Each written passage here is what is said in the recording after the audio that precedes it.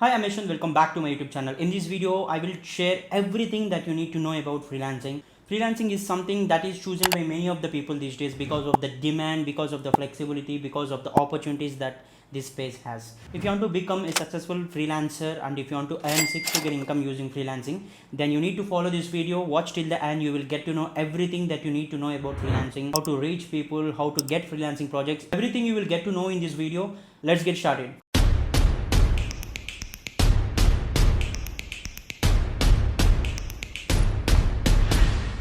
Undoubtedly, freelancing is a great way to make some income on the side. So even if you want to become a full-time freelancer, or if you're working already and you're looking to build some passive income sources, freelancing is the best option. So it is all about making use of your skill in a best way to earn money. You can start earning with your side hustle by doing freelancing, by offering services as a freelancer. Or if you are someone who are not interested in getting into job or something, you can even start freelancing from your college days, and you can earn a lot because it has a large scope. Even though there were layoffs, recession happening, still freelancing is something which is evergreen, because it's not that freelancing is only required by companies and brands, but individuals also require freelancers. So that's the reason why freelancing is one of the demanding space. All you need to excel in freelancing is a computer and an internet connection. That's it. So if you have a laptop and if you have the Wi-Fi with you, then ultimately you can start freelancing. So you don't need any prerequisite to start freelancing, because with internet and a laptop you can literally do anything in this world. So that's the reason, if you want to get started with freelancing, make sure you have a laptop and make sure you have a good internet connection. And comes the next question: what type of freelancer you want to be? So take some time to recognize what you are actually good at. So you love writing articles, or you will design graphics, or you will edit videos, or you will write content. See what is something that you feel you are best. So it's not that if something is your interest, it doesn't mean it is something that you're good at. So make sure you know what you're actually good at. That is the starting point as a freelancer. You need to recognize what is that something that you can put 100% into, and what is that something where you can give the best output.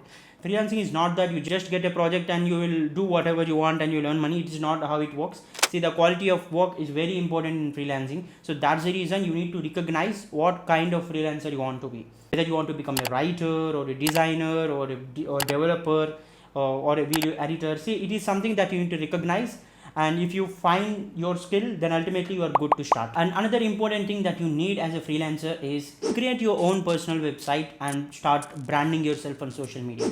See, it might not be that you need a own custom domain with hosting and all. There are many apps out there where you can showcase your portfolio, showcase your work. So it's good to have a personal website. If you can afford to buy a domain name, like it will range from 100 to 1000. So depends on what kind of URL you want. But make sure you have a website. At least use some free websites also. There were some apps like Vercel, or you can even create a website in LinkedIn Bio apps, or you even use platforms like GitHub to create a personal website for free. Once you have a website, then start branding yourself on social media. Showcase all the works that you have done. Even though you're practicing your work, make sure you upload everything on your website, because it is something that people see. People will not trust your words, but if you show them your work, then ultimately people will trust you. That's the reason why it is important to brand yourself on social media, and for that it's good to have a website. Another thing is strengthen your portfolio. There were many websites like Behance where you can upload all your works, and it has a global recognition. See, people from anywhere in the world can see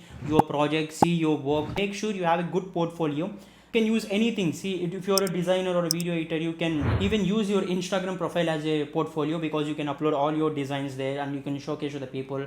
And if you are a good writer, see, start a blog, at least a free blog. Like there is a Google Blogspot, which is a free thing by Google. You can literally write down all your works there, or you can store anything in your Google Drive itself. But make sure you strengthen your portfolio, because while showcasing your work to people, make sure it is of good quality, then only it will work. And another important thing that you need to know is how to find freelancing projects, how to find freelancing gigs. There were platforms like Fiverr, Upwork, Freelancer, People Per Hour. See, these are all the platforms which acts as a freelancing portal. So here people will find work and people will hire talent. You find literally many freelancing projects in these platforms. See, people will post their requirements, and if you feel that you can do that work, you can raise a request to them. And if they feel like your profile is good, your portfolio is good, then ultimately you will get your first freelancing projects. See, getting your first freelancing project is difficult, but once you get it, then ultimately it's easy for you to get other projects. Other thing that you can do is writing cold emails for requesting work. Cold email plays an important role, especially as a freelancer, because sometimes no one will come to you. You need to follow up with people. You need to write number of cold emails and cold messages.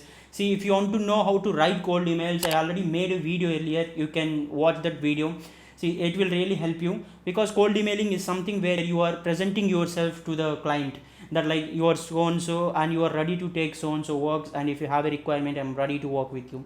It is something that plays an important role, because sometimes what will happen is like people don't know that they need freelancers, but if you can write to them and showcase your work, then ultimately they might think that, of course, like if we can give this work to him, we might get benefit out of it. See, that is the power of cold emailing. So make sure you know how to write cold emails. That is very essential as a freelancer. Another important thing that you need to do is build a good LinkedIn profile and network with multiple people.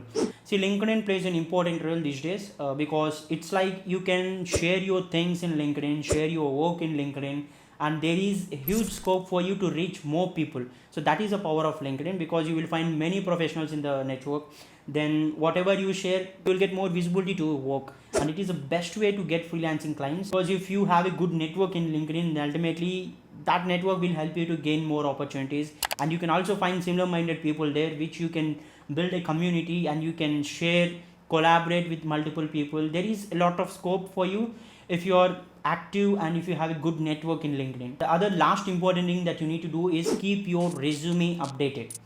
The reason is like if you are applying for freelancing gigs through some brands or something, like they also expect a resume. Of course, if people see your work, then ultimately they will hire you if they like it, but there were many brands who will do screening first. For that, you need to pass that resume test. Some of the brands require your resume to be relevant and updated, so that's the reason it is always good to have a decent and updated resume.